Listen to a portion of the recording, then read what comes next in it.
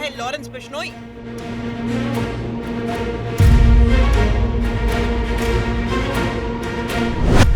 क्या Lawrence underworld में लेना चाहता है दाऊद इब्राहिम की जगह?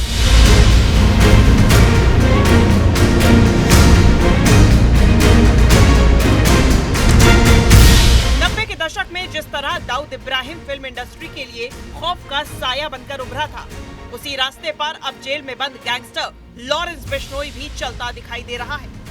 एक के बाद एक धमकियां, फायरिंग और एक्सटॉर्शन कॉल्स, ये दाऊद इब्राहिम के वही पैतरे हैं जिन पर चलकर आज लॉरेंस बिश्नोई खुद को नया डॉन ऑफ बॉलीवुड साबित करने की कोशिश करता दिख रहा है।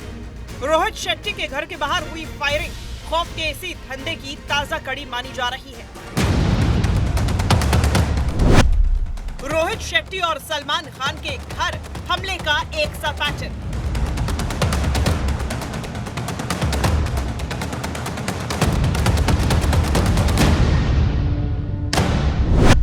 सलमान से नजदीकी के चलते बाबा सिद्दीकी की हत्या।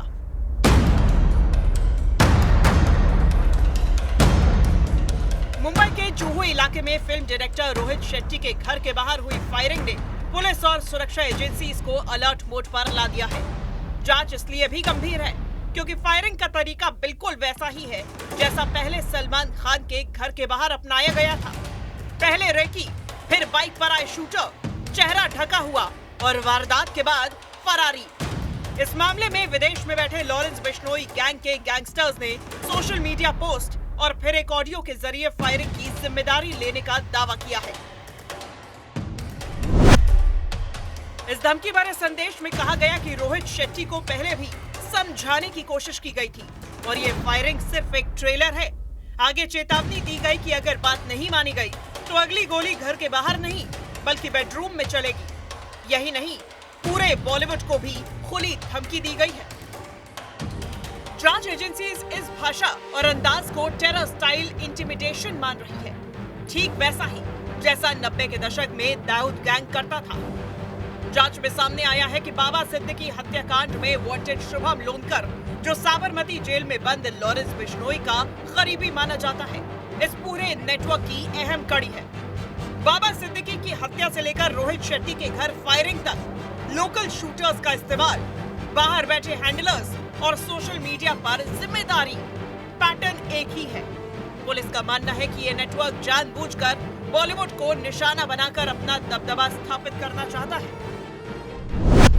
लॉरेंस गैंग के निशाने पर एंटरटेनमेंट इंडस्ट्री, सलमान खान के घर फायरिंग, बाबा सिद्दीकी की हत्या और अब रोहित शेट्टी, इन तीनों मामलों में एक ही गैंग सिंडिकेट का नाम सामने आना इस बात की ओर इशारा करता है कि लॉरेंस बिश्नोई गैंग मुंबई में दाऊद की खाली हुई जगह पर खुद को स्थापित करने की कोशिश कर रहा है।